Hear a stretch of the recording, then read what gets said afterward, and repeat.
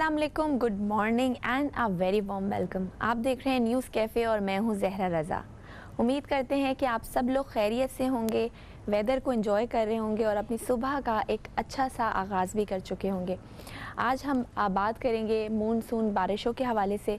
जैसा कि हम सब जानते हैं कि कल से मुल्क भर में मानसून बारिशों का आगाज़ हो गया है, जिसकी वजह से जो गर्मी की वो शिद्दत थी उसमें भी वाज़े कमी देखने में आई है। और महकमा मौसमियात के मुताबिक बारिशों का ये सिलसिला जो है वो 16 जुलाई तक जारी रहने का इम्कान है और आज भी हल्की बारिश मुतवक्के है। शहर कराची की बात की जाए तो पहली ही बारिश में इंतज़ामिया की नाअहली खुलकर हमारे सामने आ गई है। बिजली का निज़ाम धर्म भरम होकर रह गया। शहर नदी नालों और तालाब का एक मंज़र पेश करने लगा। हमेशा की तरह वादे किए जाते हैं, बहुत सारे फ़ंड जो हैं वो अलॉट किए जाते हैं, लेकिन हर बार हमें नाउमीदी होती है। आखिर ऐसा क्यों है? इंतज़ामिया की नाअहली की वजह क्या है? क्या इदारे सही से काम नहीं कर रहे, करप्शन है, या अपनी अपनी ज़िम्मेदारी लोग निभा नहीं पा रहे उस तरीके से जिस तरह से निभानी चाहिए? इस हवाले से आज हम अपने प्रोग्राम में बात करेंगे। स्टूडियो में हमारे साथ गेस्ट भी मौजूद हैं, उनका तारुफ कराना चाहेंगे। हमारे साथ मौजूद हैं आबिद हुसैन मिर्ज़ा साहब, जो कि एक तज्ज़ियाकार हैं। अस्सलाम वालेकुम सर, वालेकुम सलाम, वेलकम करते हैं शो में। कैसे thank you very much, thank you very much. जी जी सर, बारिशों का सिलसिला कल से शुरू हो गया है। बहुत अच्छा लगता है देखने में जब बारिश होती है, लेकिन हल्की हल्की बारिश भी, ख़ास तौर पे कराची की बात की जाए तो एक तालाब का मंज़र पेश करने लगती है। रोड्स इतने ज़्यादा भर जाते हैं। सेम मसला कई सालों से चला आ रहा है। क्या कहेंगे सर इस हवाले से? बिस्मिल्लाहिर्रहमानिर्रहीम। देखिए, बारिश का कंसेप्ट जब भी आता है एक खुशी का इज़हार होता है जी, इसलिए कि ये एक कुदरती रहमत है बिल्कुल, जो हम और आप पर, आवाम पे अल्लाह ताला की तरफ से नाजिल होती है। बिल्कुल। अगर हम उसको इसी तरह, इसी पहलू से देखें तो हमारी पूरी अपनी लाइफ है, हमारे मुल्क की लाइफ है, खूबसूरत बन जाती है। मगर ऐसा होता नहीं है। देखिए, खुदा का कानून अपनी जगह मौजूद है जी। खुदा ताला एक सूरह वाक़िया में फरमाते हैं कि हमने तुम्हें पानी अता किया। क्या तुम समझते हो कि ये बादल से पानी हम तुम्हें क्या तुम बरसाते हो या हम बरसाते हैं? यानी बादलों से जो पानी हम ले रहे हैं, अब वो कहने कि हम चाहें तो इसको खारा पानी बना दें। यानी बारिश का पानी इतनी रहमत है, और अगर आप इसको डायरेक्ट यूज भी कर सकते हैं, अगर आप इसको जमा कर लें ना किसी जी, तो जी। पानी बहुत है आपके पास। हाँ। आपको किसी फिल्टर की जरूरत नहीं है। मगर हमारे यहाँ क्या हो रहा है, वो पानी जो हमारे किसी सड़क पे गिर रहा है, हमारी किसी छत पे आ रहा है, हमारे यहाँ पे आ रहा है, हम पे आ रहा है, तो बीमारियां हो रही हैं हमारे में। छत पे गिर रहा है तो छत टपक रही है, अगर सड़कों पे आ रही है तो सड़कें ब्रेक हो रही हैं। ये एक सिस्टम जो है इस तरह से एक नेगेटिविटी डेवलप हो चुकी है। इसकी वजह से ये नहीं है कि कुदरती सिस्टम में कोई खुदा ना खास्ता कोई ऐसा फॉल्ट आ रहा है, बल्कि हमारे आपके मैनेजमेंट में है। जब खुदा कोई चीज़ आपको अता करता है, या आप समझते हैं कि आप अपने बच्चों को कोई चीज़ देते हैं, तो उसके रूल रेगुलेशन भी तो बताते हैं आप। बिल्कुल, इस तरीके कार होता है इसका जी, जी। मगर हम इसको नहीं फॉलो करते। हाँ। इसमें बहुत से, देखिए, आपकी चीज़ें इसमें सामने आती हैं। अगर एक बारिश का एक पूरा सिस्टम है सर, यहीं से हम कंटिन्यू करेंगे। जैसा कि आपने कहा कि बारिश एक रहमत है, लेकिन हमारे लिए एक जहमत बन जाती है। आखिर इसकी वजह क्या है, इस हवाले से बात करें। कहीं मत जाइए, देखते रहिए न्यूज़ कैफ़े। मिलते हैं एक छोटी सी ब्रेक के बाद।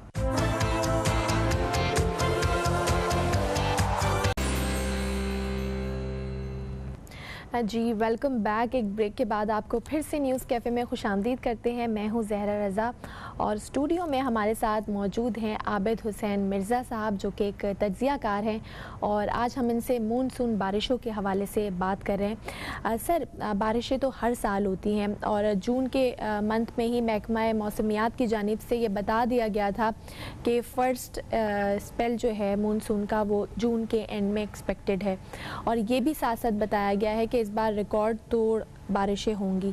तो सर, क्या हम इस मानसून सीज़न के लिए तैयार हैं, या इस बार भी कराची शहर की अगर बात की जाए ख़ास तौर पे, तो कराची में एक बारिश का समंदर होगा और लोग कश्तियाँ लेकर, जो हर साल ही हम देखते हैं ऐसी फुटेजेस आती हैं, तो इस बार तैयार हैं, या आप क्या समझते हैं? अभी तो बहुत हल्की हल्की बारिश हुई है, पहला हमने जो कल दिन देखा। आपका सवाल बहुत ही खूबसूरत है इस हवाले से कि जो तैयारी जो आप बता रही हैं, तो मैं समझता हूँ कि हमारी जो कौम कराची में है, वो जो तैयारी कर रही है वो अपने प्रोटेक्शन के लिए करती है।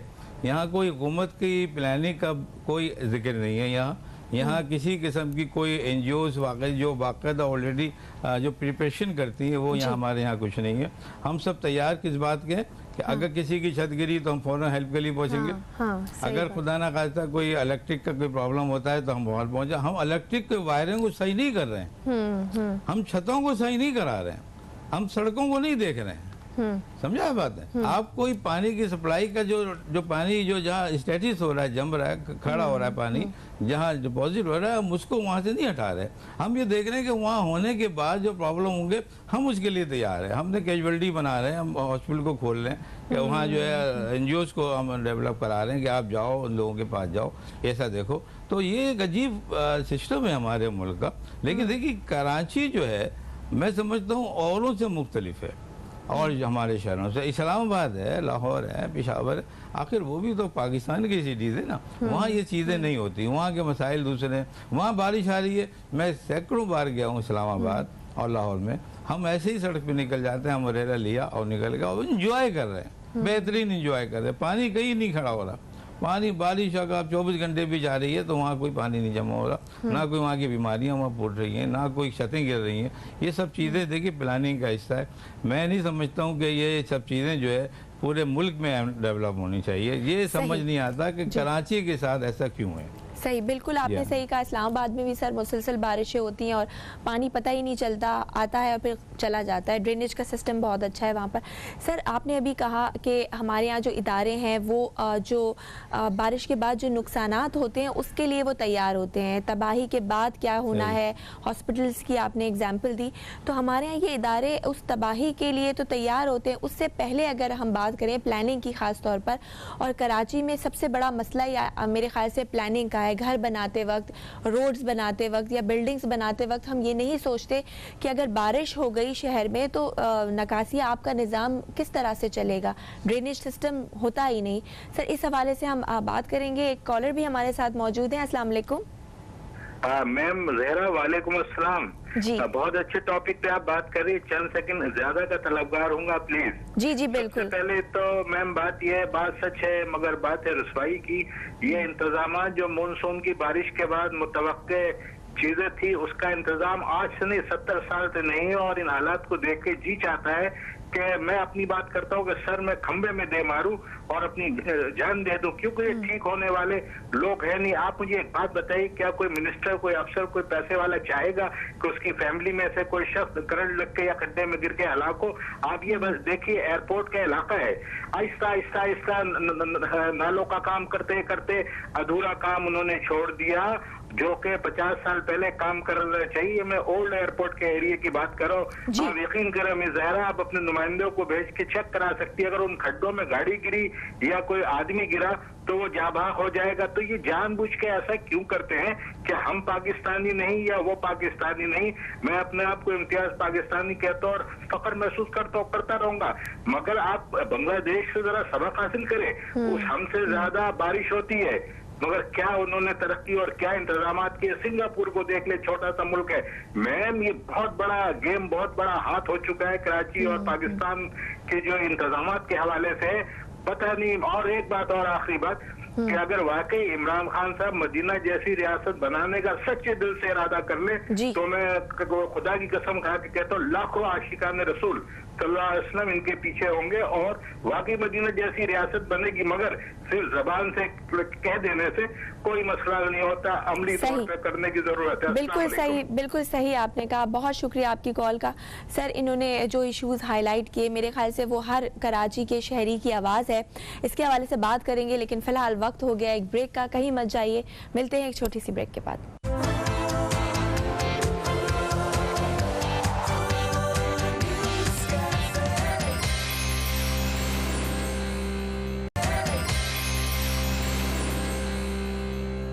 जी एक ब्रेक के बाद आपको फिर से वेलकम करते हैं न्यूज़ कैफ़े में। मैं हूं ज़हरा रज़ा और आज के प्रोग्राम में हम बात कर रहे हैं मानसून बारिशों के हवाले से कि हम लोग कितने तैयार हैं इस मानसून सीज़न के लिए हवाले से।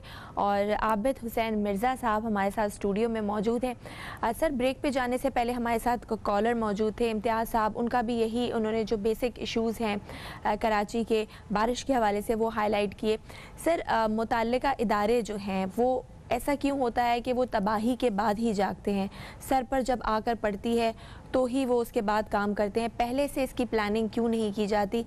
इस हवाले से हम बात कर रहे थे कि बारिश का अगर देखें तो सिर्फ ऐसा नहीं कि यहाँ बारिशें होती हैं या नुकसानात सिर्फ कराची में या पाकिस्तान में बारिशों से होते हैं, दूसरी डेवलप कंट्रीज़ में भी बारिशों से बहुत ज़्यादा नुकसानात होते हैं। कनाडा को देख लें, आप फ्लोरिडा को देख लें, यूएस के और भी स्टेट्स हैं जहां बहुत ज़्यादा बारिशें होती हैं, वहां पर भी बिलबोर्ड्स गिरते हैं, वहां पर भी एक्सीडेंट्स होते हैं, लेकिन एटलीस्ट वहां पर पहले से प्लानिंग की जाती है। तो सर हमारे यहाँ ये अगर पहले से मुमकिन ख़तरे के हवाले से अगर पहले से प्लानिंग कर ली जाए तो आपको नहीं लगता कि चीज़ें बेहतर हो सकती हैं? बिल्कुल हो सकती हैं। देखिए ये सारी चीज़ें प्लानिंग का फुकदान है। ये जी, कोई भी चीज़ जब आप चेक एंड बैलेंस से गुजारेंगे तो वो उसके रिजल्ट आपके सामने आ जाएंगे। एक बात मैं छोटी सी ये बता दूं, ये इन बारिशों का जिक्र आप कर रही हैं पाकिस्तान में, जी, ये डेवलप कंट्री के मुकाबले में समझ लीजिएगा कि ये हाफ भी नहीं है। वहाँ बहुत ज़्यादा बारिश होती है और राउंड एयर चलती हैं और इतने ज़्यादा वहाँ प्रॉब्लम भी क्रिएट होते हैं और इतनी जल्दी क्लियर हो जाते हैं वहाँ पर। देखिए ये प्रॉब्लम गाड़ियों के, व्हीकल्स हैं, सड़कों के हैं, ये छोटे मोटे प्रॉब्लम बाहर के मुल्कों में भी होते हैं, लेकिन वहाँ जल्दी ओवरकम हो जाती है। हम वहाँ की जो सड़कें हैं बाहर, मैं ऐसे कंट्री में गया हूँ जहाँ वहाँ के लोगों के पैरों में चप्पल नहीं, इतने पुअर कंट्री हैं, लेकिन वहाँ की सड़कें इतनी स्मूथ हैं कि गाड़ी ऐसी लग के चलती है। समझे? बिल्डिंगें बड़ी बड़ी खड़ी हुई हैं, सारा सुविधा, लेकिन आप देखें कि वहाँ की आवाम गरीब है, लेकिन वहाँ के जो मैनेजमेंट है वो स्ट्रॉन्ग है। हमारे यहाँ की जो है बज़ाहिर देखें तो आवाम में बहुत पैसा है, आवाम के पास पैसा है, हमारी जो हुकूमत है वो प्लान नहीं करती। समझे? वो उसके पास ये कि प्रॉब्लम क्रिएट है कि वसाइल नहीं है हमारे पास, हर चीज़ के वसाइल मौजूद है, हमें हर चीज़ के जो है आपको उसके पास कॉम्पनसेशन मौजूद है। हुकूमत को चाहिए और उनके साथ जो भी हमारे NGOs हैं उनको चाहिए, हम सबको चाहिए, हम मिलके काम करें, तो ये कोई भी प्रॉब्लम नहीं है। एक घर भी तो चलता है, हमारा घर भी तो चलता है, ये मुल्क को क्यों नहीं चला सकते, हम शहरों को क्यों नहीं चला सकते? सर आपने कहा कि वसाइल की कमी नहीं है, वसाइल मौजूद हैं अगर हम मिल के काम करें, लेकिन फिर बात आती है अगर ज़िले हुकूमत की, तो वो फिर एक ब्लेम गेम हमारे यहाँ हम देखते हैं चलता रहता है। ज़िले हुकूमत कहती है कि सूबाई हुकूमत अपनी ज़िम्मेदारी सही से नहीं निभा रही, सूबाई हुकूमत कहती है कि वफाक हमें बजट नहीं दे रहा, वफाक के ऊपर डाल देती है और वफाक फिर जो है इन पे ज़िले और सूबाई हुकूमत पर इल्ज़ाम लगाते हैं। तो सर ये ब्लेम गेम कब तक चलता रहेगा? बिल्कुल आप सही कह रही हैं, जब तक हमारे ये ना पॉलिटिक्स में यकसुई नहीं आएगी। पॉलिटिक्स के हवाले से मैंने एक मैसेज पहले भी दिया था और सिंपल है, दुनिया का अगर आप सियासत उठा के देखें, जितनी भी कंट्रीज, अमेरिका ले लें, ब्रिटेन ले लें, उनमें एक रूल बिल्कुल वाज़ेह है कि जब इलेक्शन हो जाते हैं, जब पार्टियां जीत जाती हैं, विन कर जाती हैं, फिर वो हुकूमत करती हैं, फिर उनका अपना टेन्योर पूरा करेंगे, वो बीच में जो अपोजिट पार्टी वो खत्म हो जाती है, बैठ जाती है। जी। कोई आप देखें, कोई कंट्री उठा के देखें, अभी बुश का आपने देखा कुछ अर्से प्रॉब्लम चला, अब सब चुप हैं, अब वो हुकूमत करेगा, जो बाइडेन हुकूमत करेगा अपने। इसी तरह ब्रिटेन का वो हुकूमत करेगा। वो हमारे यहाँ क्या हुआ कि आज इलेक्शन ख़त्म हुए, आज एक कोई मिनिस्टर बना, हमारा प्राइम मिनिस्टर बना, और तीसरे दिन से हमारी वो जो अपोजिशन थी वो सब अलायंस हो गई, उनका बन गए और उन्होंने हुकूमत के ख़िलाफ़ और मुल्क के ख़िलाफ़ बोलना शुरू कर दिया। हमारे पास एक मजलिस शूरा टाइप की एक चीज़ होनी चाहिए जिसमें सुप्रीम कोर्ट के हो सीनियर लोग मौजूद हों, वो चेक एंड बैलेंस करेंगे, वो आपकी हुकूमत को भी देखेंगे, वो आपके प्रेसिडेंट को भी देखेंगे। आपके बहुत सी मिसालें ईरान में मौजूद है, सऊदी में मौजूद है, ऐसी हुकूमत है। सदर बन जाना, वज़ीर आज़म बन जाना, कोई ये नहीं कि आप ऑल एंड ऑल है, सही है, आप आवाम के गुलाम हैं, आप आवाम के खादिम हैं। आप अगर गलत करोगे तो ऊपर आपके भी बैठा हुआ है, ठीक है। अगर वो ये चेक एंड बैलेंस करेगा तो आपको मुल्क हर सूरत में बेहतर चलेगा। मतलब आप कहते हैं एक और ऐसा इदारा होना चाहिए जो कि इन जो हुकूमती जो हुकूमत में है उनको ऊपर भी एक चेक एंड बैलेंस रखेगी। आपके बिल्कुल सही कह रहे हैं। अब देखिए, अब बहुत सी बजट है, अब प्रोविंशियल हुकूमत है, आपकी सेंट्रल की हुकूमत है, सबसे पहले एक ऊपर की जो हुकूमत है, मजलिस शूरा टाइप की जो है, वो उनसे बजट ले ले। आपने कितना दिया है हुकूमत, आपने कितना दिया है, वो अपने सेक्शन करके वो पहुँचा दे।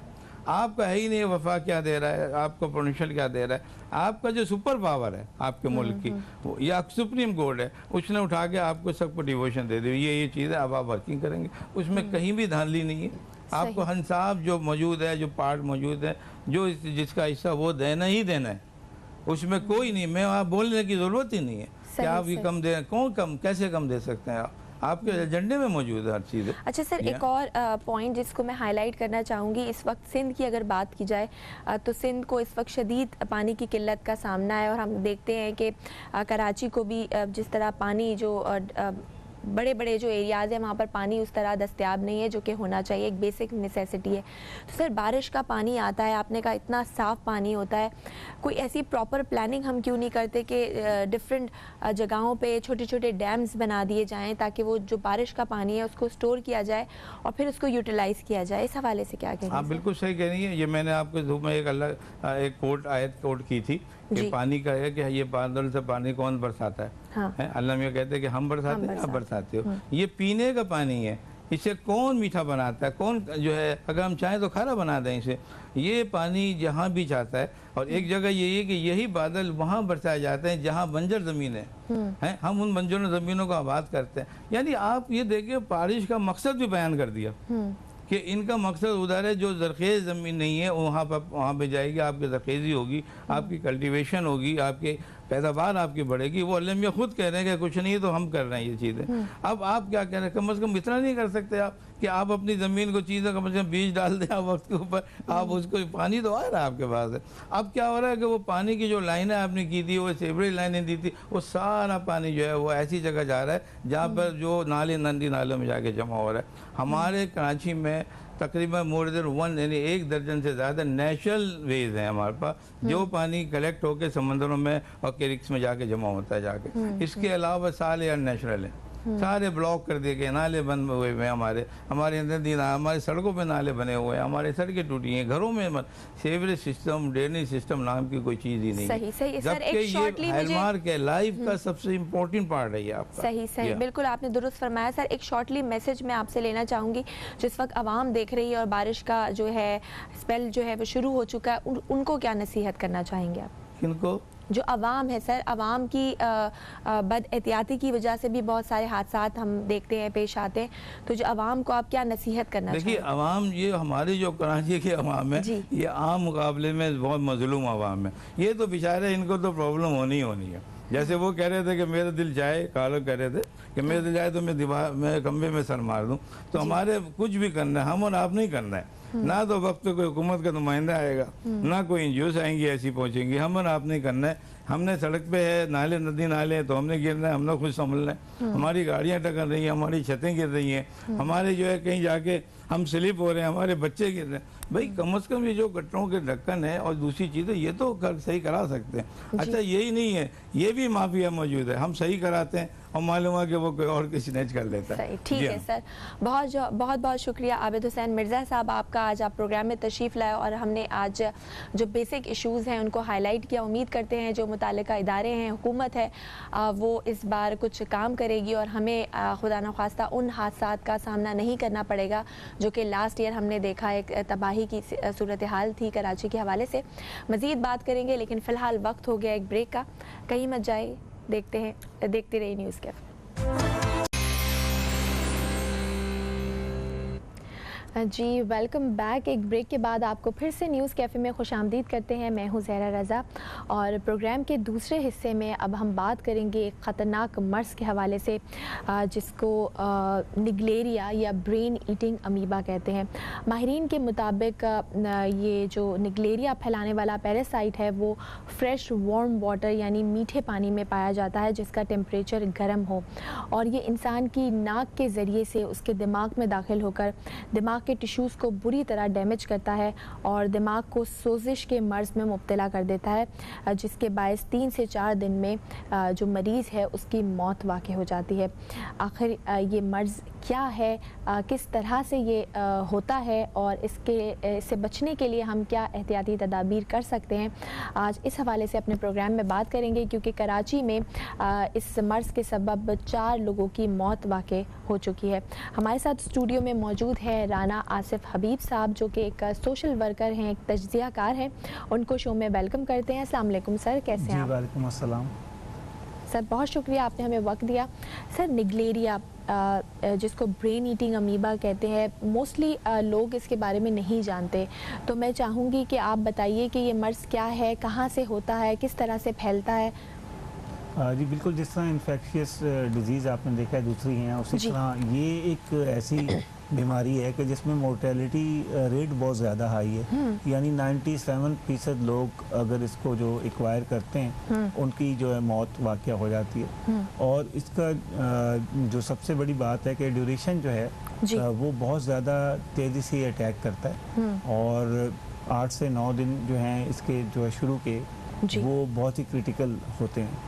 और सबसे बड़ा इसका जो है वो एहतियात है वो क्लोरीन जो है उसको अगर आप इस्तेमाल करें अपने वाटर टैंक्स के अंदर, अपने जो आपके स्विमिंग पूल हैं, या एक एहतियाती तदाबीर ये भी है कि आप, क्योंकि नाक के ज़रिए दाखिल होता है दिमाग के अंदर, तो अगर आप वज़ू करें या आप वैसे पानी का इस्तेमाल करें तो उस पानी के इस्तेमाल को इतना ज़ोर से इनहेल ना करें कि वो आपको जो है वो आपके ये अमीबा जो है एंटर हो जाए। और ये बहुत ही रेयर केसेस में आपने देखा होता है।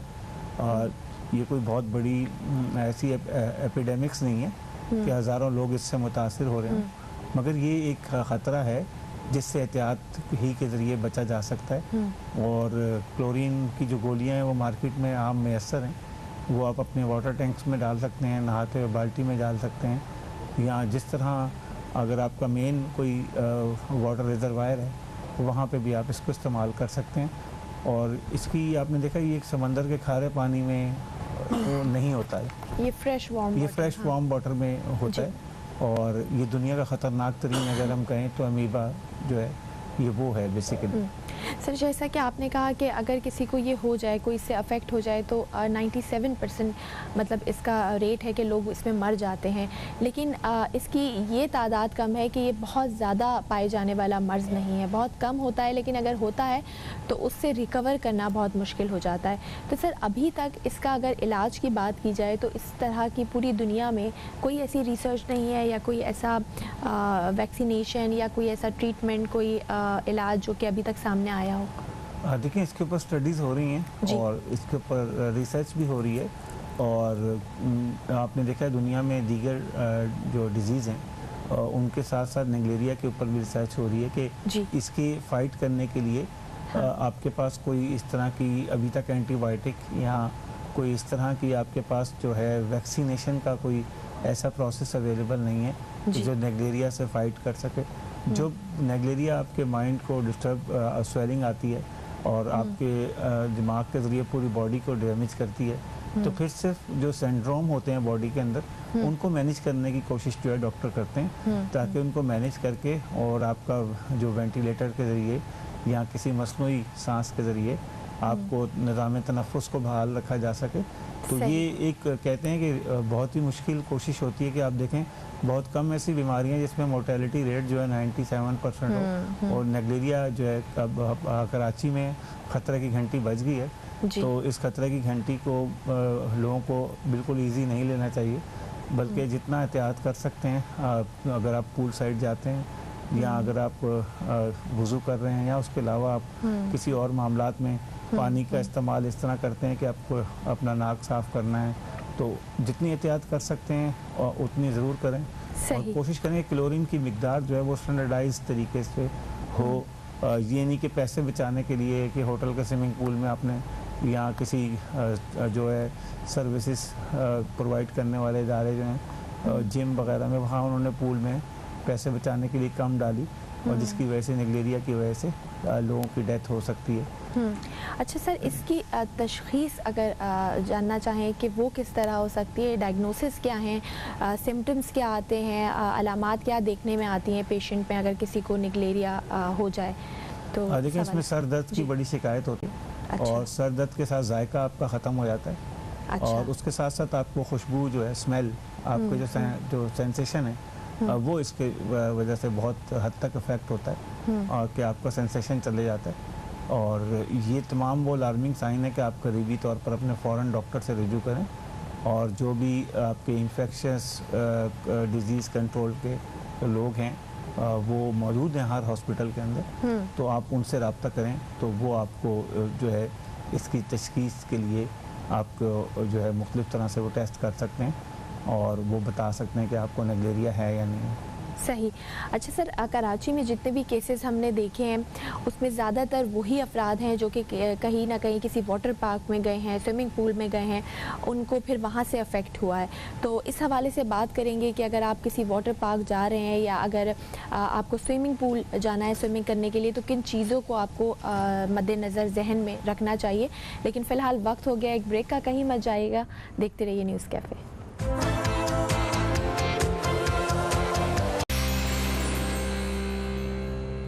Welcome back. एक ब्रेक के बाद आपको फिर से खुशामदीद करते हैं न्यूज़ कैफ़े में। मैं हूं ज़हरा रज़ा और हमारे साथ स्टूडियो में इस वक्त मौजूद हैं राना आसिफ हबीब साहब, जो कि एक सोशल वर्कर हैं, एक तज्ज़ियाकार हैं। और आज हम इनसे एक ऐसे मर्ज़ के बारे में बात कर रहे हैं जिसके केसेस सामने आए हैं। बात कर रही हूँ मैं निगलेरिया की, जिसको ब्रेन ईटिंग अमीबा भी कहा जाता है।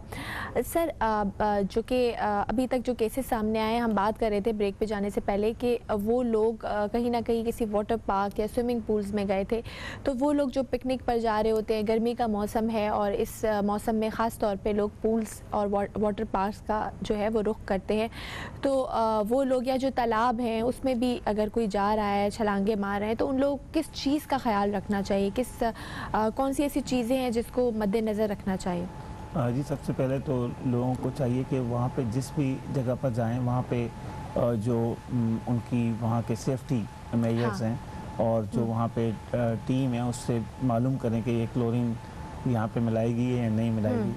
और दूसरी चीज़ ये है कि लोग खुद भी कोशिश करें कि जो अगर आपने नहाना ही है तो गर्दन से नीचे नीचे आप नहा सकते हैं और आप इंजॉय कर सकते हैं, मगर आप अपनी जान ख़तरे में ना डालें, जिसमें नोज़ के ज़रिए ये अमीबा दाखिल होता है जी। तो आप गर्दन तक अगर आप नहा सकते हैं तो आप वहाँ पर इंजॉय भी कर सकते हैं और अपनी सेहत का। दूसरी चीज़ ये है कि जो हेल्थ डिपार्टमेंट है, हेल्थ डिपार्टमेंट का फ़र्ज़ बनता है कि हर जगह पे उर्दू में, इंग्लिश में, सिंधी में प्रिकॉशन लगाए कि जहाँ जहाँ पे जैसे कैंसर झील है या कोई वाटर पार्क है या स्विमिंग पूल्स हैं, इन सब जगहों पे कोई ना कोई प्रिकॉशंस होने चाहिए कि जहाँ पे लोगों को निगलेरिया के बारे में पता हो, आसान और सादा अल्फाज में मालूमात भी मुहैया की जाएं कि लोग अपने बच्चों को फैमिली जो है पूरा बता सके और वहाँ पे आपके जो सेफ्टी गार्ड्स हों वो एटलीस्ट ट्रेन हो कि उनको हेल्थ के पॉइंट ऑफ व्यू से निगलेरिया के बारे, अमीबा के बारे में पूरी इन्फॉर्मेशन हो और सही इन्फॉर्मेशन हो, ना कि लोगों में खौफ व हरास पैदा कर दें। इस तरह का भी इन्फॉर्मेशन नहीं देनी चाहिए कि जिससे लोगों में खौफ पैदा हो जाए। तो क्योंकि बज़ाहिर ये एक बड़ा ही ख़तरनाक और खौफनाक सा बीमारी लगती है देखने में, क्योंकि मौत बहुत जल्दी वाक़ई हो जाती है। जी, मोर्टेलिटी रेट इसमें बहुत ज़्यादा है और जिन बीमारियों का मोर्टेलिटी रेट ज़्यादा होता है उसमें फिर आपके पास वाहिद ऑप्शन जो है प्रिवेंशन रह जाती है। हाँ, प्रिवेंशन। और prevention is better than cure. सही सही। क्योर में जब आप जाएंगे तो वो तो खुदा न खास्ता जो है आप देखें कि बहुत कम सर्वाइवल के चांसेस होते हैं कि जो इस अमीबा के अटैक से लोग बच पाते हैं। सही। तो ये चीज़ें छोटी छोटी, जिस तरह वाटर टैंक में क्लोरीन है, आपके घर में क्लोरीन का इस्तेमाल है, तो ये तमाम चीज़ें अगर आप कर पाते हैं तो आप इस वायरस से महफूज रह सकते हैं। सही, बिल्कुल आपने दुरुस्त फरमाया। हमारे साथ इस वक्त टेलीफोन लाइन पे फारूक डैडी साहब ने भी हमें ज्वाइन किया है, उनको भी वेलकम करते हैं शो में। अस्सलाम वालेकुम सर। वालेकुम सलाम सर, कैसे हैं? बहुत शुक्रिया आपने वक्त दिया। सर, आज के प्रोग्राम में हम बात कर रहे हैं निगलेरिया के हवाले से, जिसको ब्रेन ईटिंग अमीबा भी कहते हैं। और कराची में ख़ास तौर पे बात की जाए तो 4 अमवात निगलेरिया के बायस हुई हैं। तो सर, हम आज के प्रोग्राम में हमारी ये कोशिश है कि हम लोगों को अवेयरनेस प्रोवाइड करें, आगाही दें ताकि वो इस मर्ज से बच सकें। सर, आप क्या समझते हैं कि अभी जो हेल्थ सेक्टर है उसकी तरफ से ऐसी कोई रिसर्च सामने आई है या इसकी आगाही के हवाले से कोई काम हो रहा है और हुकूमत को क्या जो चीज़ें हैं वो करने की ज़रूरत है? देखिए, अभी कुछ अर्से पहले बल्दिया कराची ने पानी के कुछ नमूने जी आगा खान हॉस्पिटल को भेजे थे और वो उस पानी के अंदर निगलेरिया के जो जरासीम है वो पाए गए। तो ये बड़ी तशवीशनाक बात है क्योंकि हमारे यहाँ आप अक्सर देखते होंगे ये पानी की और सैनिटेशन की लाइनें भी आपस में मिल जाती है जी। ये तो एक आम चीज है, ठीक है ना। और जिस तरह हमारी सिंध गवर्नमेंट की एक कारकर्दगी है कराची के हवाले से, वो भी एक बहुत बड़ा क्वेश्चन मार्क है। बहरहाल यहाँ सियासत की कोई बात नहीं है, लेकिन ये है कि ये जैसे कि राणा साहब ने भी कहा, ये जो चीज ये है, ये साफ पानी के अंदर परवरिश पाता है और गर्मियों के दिनों में। जी। और पाकिस्तान में चूंकि हम वजू करते हैं तो ये नाक के जरिए दिमाग पर पहुंचता है।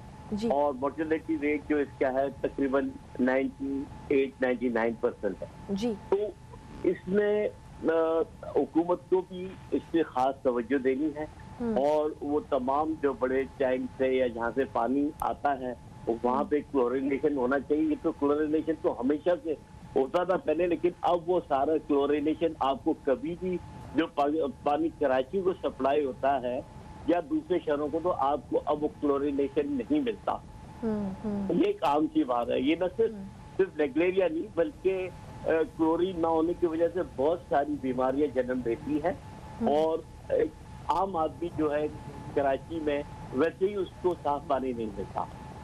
वो पानी जो है न सिर्फ नेग्लेरिया बल्कि बहुत सारी बीमारियों का बायस बनता है। तो आपके चैनल के तवज्जो से मैं हुकूमत सिंध और हुकूमत पाकिस्तान से मेरी सदा होगी कि वो इस चीज से खास तवज्जो दें और इन तमाम इदारों को जो भी वाटर बोर्ड के हैं उनको पाबंद किया जाए कि वो प्रॉपर क्लोरिनेशन के करें। और जो लोगों के घरों पे ओवरहेड और अंडरग्राउंड टैंक है उसमें जो इसकी टैबलेट्स आती है क्लोरीन की, वो एक खास मकदार में बताई जाती है, वो इस पर डालें ताकि हम जितनी एहतियात कर सके वो कर सके, हो सके। सही सर। यानी कि आप कह रहे हैं जो घरों में वाटर टैंक है उनके अंदर भी हमें क्लोरीन की जो एक खास मिकदार है वो डालनी चाहिए। बिल्कुल, क्योंकि वो उसमें बताया जाता है कि इतना आप डालें। अच्छा, एक चीज और है, इसका दुनिया में पहला केस शायद 1965 में ऑस्ट्रेलिया में नमूदार हुआ था। जी। और पाकिस्तान में इसका पहला केस 2008 में नमूदार हुआ। और गुज़िश्ता दिनों हमने देखा कि कराची में ही 4-5 केसेस हो चुके हैं। और इस वक्त ये मुबैना तौर पे कहा जाता है कि डिस्ट्रिक्ट सेंट्रल जो है वो सबसे ज्यादा वहाँ पे सैनिटेशन की और पानी की जो क्वालिटी है वो बहुत ही खराब है।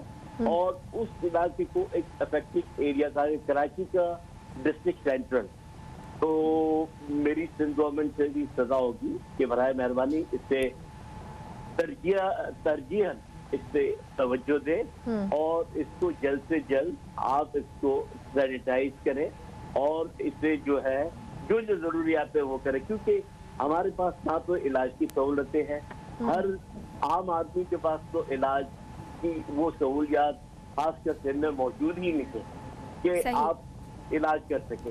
तो बहरहाल अब यह कि हमें आगे भी बहुत चीजों में मोहतात रहना पड़ेगा, क्योंकि जब से हमने अमेरिका को अड्डे देना बंद किया है तो बहुत सी ऐसी चीजें सामने आएगी। मैं ये नहीं कहता कि ये अमेरिका ने किया है, किसने किया, लेकिन जिस तरह के हमारा कोविड के जो वायरस था वो चाइना से। सही, ठीक है सर, हम यहीं से कंटिन्यू करेंगे, लेकिन फिलहाल वक्त हो गया हमारे एक ब्रेक का। मत जाइए, मिलते हैं एक छोटी सी ब्रेक के बाद।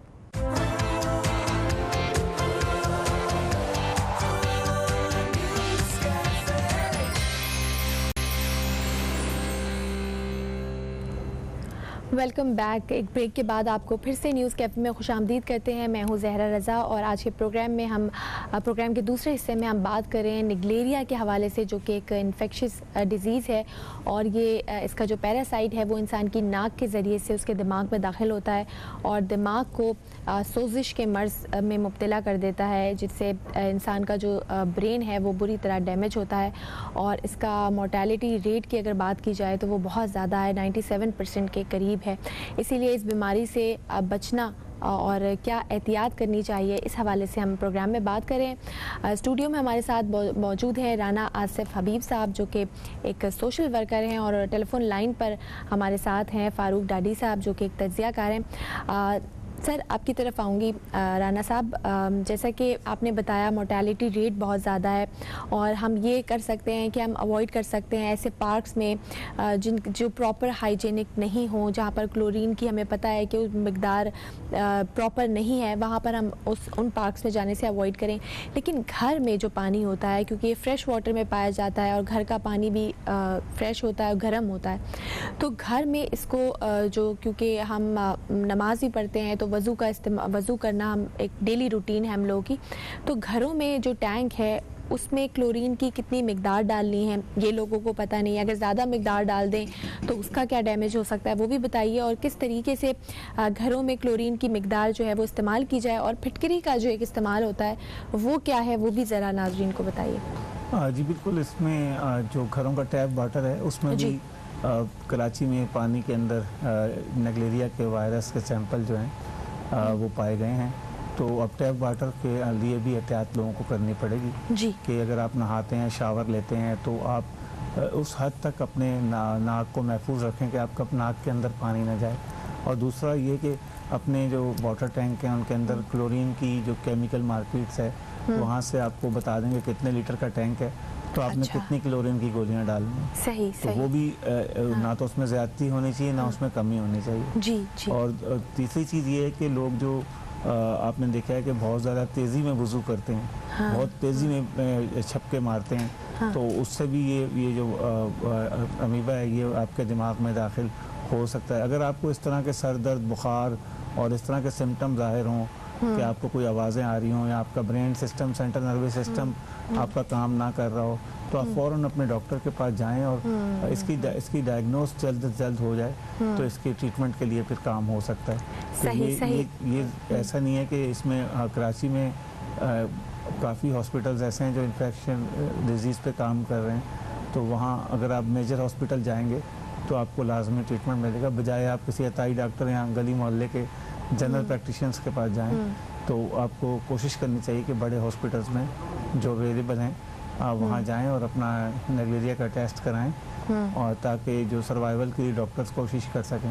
वो कि इसमें मोर्टेलिटी रेट बहुत ज़्यादा है, लेकिन सही। इसमें दुनिया में सर्वाइवल भी है। बिल्कुल आपने सही कहा कि इसका मोर्टेलिटी रेट बहुत ज़्यादा है लेकिन सर्वाइवल रेट भी है, लेकिन उस सूरत में जब इसकी बर वक्त जो है तशख़ीस हो जाए और इसका इलाज हो जाए। फ़ारूक साहब, हमारे यहाँ कोई भी बीमारी होती है तो हम पहले सेल्फ़ मेडिकेशन करते हैं, हम घर पे उसका ट्रीटमेंट खुद ही करने लगते हैं। बुखार हो जाए तो पैनाडोल ले लेते हैं, सर दर्द हो जाए तो कोई पेन किलर ले लेते हैं। तो सर ये जो रवैया है इसको आप किस तरह से डिस्करेज करेंगे, और जो आवाम है उसको क्या कहना चाहेंगे कि खुदा ना खास्ता कोई भी इस तरह के सिम्टम्स आते हैं तो फौरी तौर पर आप अपने करीबी मौलिज से रब्ता करें, क्या कहेंगे सर?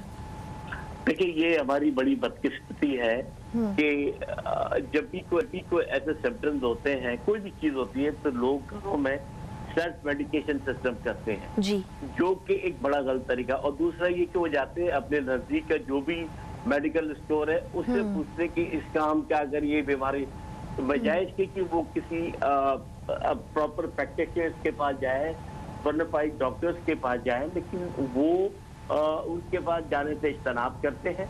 और लेकिन एक और बहुत बड़ा हमारे मुल्क में जो हमारी बदकिस्मती है कि अताई डॉक्टर जो गली गली मोहल्लों में बैठे हुए हैं, जिनके पास ना डिग्री है ना ही उनके पास कोई इसी सनद है, और वो एक कंपाउंडर पहले होते हैं और आहिस्ते आहिस्ते जाके अपना क्लिनिक खोल के और डॉक्टर बन जाते हैं। तो हुकूमतों को चाहिए, खासकर जो सूबाई हुकूमतें हैं उनको क्रैकडाउन करना चाहिए ऐसे लोगों के खिलाफ। बहुत बार क्रैकडाउन हुआ है लेकिन कोई इसका असर नहीं हुआ। इसमें चूंकि इलाके के थाने मुलविस होते हैं, उनको बाकायदा इसके भत्ते मिलते हैं और ये लोगों को की जिंदगियों से खेलते हैं। तो आप देखिए कि बहुत सारे केसेस ऐसे होते हैं कि जिसको कुछ भी होगा एंटीबायोटिक आप देते, अगर गलत तरीके से अगर आप एंटीबायोटिक देंगे तो उसके गुर्दे खत्म हो सकते हैं, ठीक है ना। तो बहरहाल मैं नेगलेरिया पे आता हूँ और आपकी टीवी की तवज्जुह से मैं तमाम मसाजिद की कमेटियां हैं, तमाम इमाम बारगाह की कमेटियां हैं और जितने भी इबादत खाने हैं, चाहे वो मुस्लिम गैर मुस्लिम जिसके भी हो, क्योंकि आपको पता है कि हमारे यहाँ मजहब की हर मजहब को आज़ादी है, आज़ादाना तौर पे वो अपनी इबादत कर सकते हैं। तो चूंकि हम मसाजिद और इमाम बारगाहों में वजू करते हैं और पानी लेते हैं, तो उनको इस पे जो है तवज्जो देनी चाहिए और अपने वाटर टैंक को प्रॉपर क्लीन करना चाहिए और उनकी तमाम वहाँ पे ये क्लोरिनेशन जो है वो करनी चाहिए। क्योंकि जितनी भी लोग, आपने देखा होगा कि पाकिस्तान में जो केसेस है बड़ी उम्र के लोगों के लिए है और बाहर अगर आपने केसेस देखे पाकिस्तान से बाहर तो बच्चों के लिए, क्योंकि बाहर बच्चे स्विमिंग करते हैं, इस वजह से इसका इम्पैक्ट होता है। जबकि हमारे यहाँ नमाजी जो है वो ज्यादा बड़ी उम्र के लोग होते हैं, तो वजू के जरिए ये इनहेल होता है अंदर, जो कि दिमाग को पहुंचता है। तो बहरहाल ये इन तमाम लोगों को, चाहे वो रेस्टोरेंट हो, चाहे वो जो भी इदारे हैं, इन सबको फौरी तौर पे हुकूमत को एक ऑर्डिनेंस जारी करना चाहिए और उन्हें पाबंद किया जाए कि अपने तमाम टैंक को साफ करें और इसको क्लोरीन वगैरह या जो भी प्रक्रिया कहते हैं, क्लोरीनेशन उसमें होनी चाहिए। बिल्कुल आपने सही कहा। अच्छा राना साहब, पूरी दुनिया की अगर बात करें पाकिस्तान समेत, तो इसके इलाज के हवाले से कोई सिग्निफिकेंट रिसर्च सामने आई है?